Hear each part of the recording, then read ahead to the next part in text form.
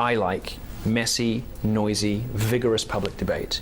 I like an open marketplace of ideas. I'm a classical liberal, you know, and I am a worshipper of J.S. Mill, you know. I read and believe in on liberty. I think it is a founding principle of Western civilization, you know, that people should be able to be, do, and say anything so long as it doesn't hurt other people, which is why that's why this country's set up the way it is. You can believe what you want, you can say what you want, but when you strike somebody else, then the rules change. So when you're scheduled to speak at a place where, like what happened in Berkeley, happens, and there's a risk of that happening again, what's your point of view on whether or not you should go to that event?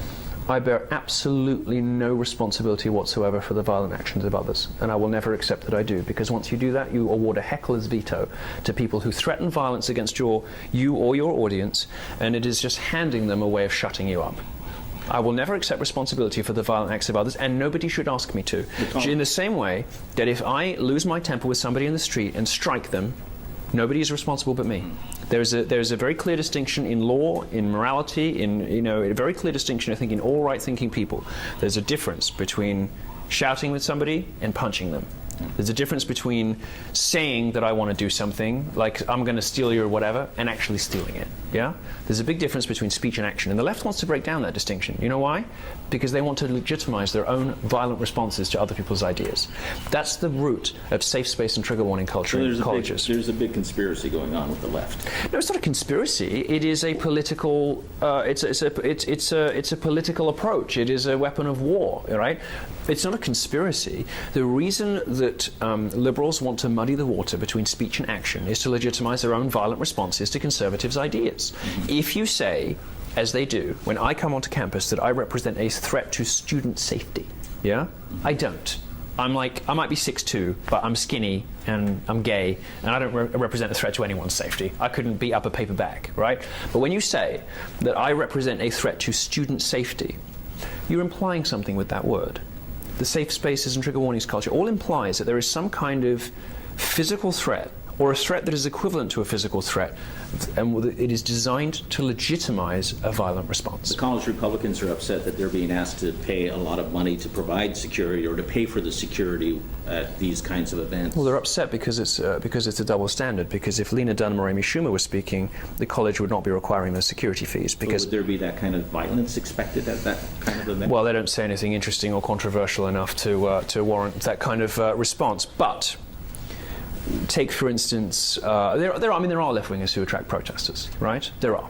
And there are plenty of, and there are, for instance, Muslim hate preachers who have spoken at American universities who have attracted right-wing protesters, right? I have probably visited more college campuses than anybody else in the last year. And by the time my next tour finishes, I may have visited more college campuses than anybody in history. I have never heard of an instance of a prominent, controversial, left-wing author or thinker or speaker being prevented from speaking because the college insisted on thousands of dollars in security fees. It's remarkable how universities find these huge, deep pockets to magically waive security fees when the speaker has the right politics.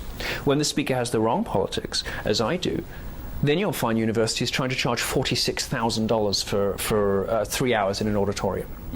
And that's something we're currently wrestling with for my next tour. $46,000. We asked for a single instance in the entire history of that institution when that fee has ever been charged to anybody else, and their response was to drop the fee by half. That tells you everything you need to know. And that is the double standard that the college Republicans are objecting to. What are your future plans? Lots more drama, lots more chaos, lots more of everything that people have come to know and love. Are you just a flamethrower? You're just out there just raising hell? Is that homophobic? I don't know. I didn't intend it to be. So I know, I'm messing. I'm sorry. No, please don't apologize. I'm messing with you. Good grief. You've been in the system too long. Please. I guess so. No, look. There seems to be this idea that you can't be a conservative and be funny, or you can't be a conservative and be provocative. John Oliver, Jon Stewart, Bill Maher, and I could list another 20. I could list another 20. Why can they do it and we can't? So this is an act? No, I didn't say it was an act. Jon Stewart doesn't describe himself as an act. Jon Stewart describes himself as Jon Stewart. He says he's a comedian, but he doesn't describe it as an act. Is Bill Maher an act? Bill Maher's never described himself as an act. Would you consider Bill Maher an act? He's a comedian. He's a comedian. Maybe I'm a comedian. Okay, now we're getting somewhere. Maybe I'm both. Why has the left allowed people who speak intelligently about current affairs and crack jokes and upset people? No, just let me hear me out on this. Why is the left allowed these hybrid entertainment and current affairs figures, and the right isn't? There isn't a single example on the right. There's not a single Republican example. Is Ann Coulter an act? No, I know Anne. She's very sincere, and she's very serious. Anne's very serious. She's like a serious, sincere, like severe person. I mean, she's witty and barbed, and her books are like laugh out loud funny because she's got such a brilliant wit. But she's not a Dennis Miller? I mean, they're pretty thin on the ground, aren't they? Name somebody with their own show, you know? Name somebody with their own primetime show, a current affairs show where they do skits, tell jokes. If you were okay, so imagine your son, right? Did you have any children? Okay, so imagine if you did. You had a son. He turned out to be centre-right. Shock horror, sorry. He turns out to be centre-right, and he says, "Dad, I want to watch something like, I don't know, Real Time or The Tonight Show or, The Late Show or whatever, but I'm a Republican. What do I watch?" What do you answer? Well, in a couple of years, you'll be able to say the Milo Show. But okay, is that what you want to do? Yeah, absolutely, absolutely. Because I want to be the first of many. I want to be the first of dozens. But the main reason I want to do it is not because I want to strap myself to that kind of recording schedule. Because, quite frankly, I like being on holiday and having a nice life. The reason I'm doing it is I'm like Cincinnatus. You know, there's a duty. I have been called upon to pave the way for others. Hopefully, I can retire by 50 or something. But the reason I'm doing it, and the reason I do everything I do, is to draw attention to hypocrisy and double standards. The reason I do everything is to make space for others. I don't want everybody to be like me. I don't want everybody to be a bomb thrower. I don't want everyone to be rude and mean and vindictive and spiteful and catty. You know, that's your thing. That's my thing. Right. That's my thing. That's me. Right. But when Trump is outrageous and rude, and when I am mean and spiteful and bitchy, both of us, by the way, normally write about almost everything.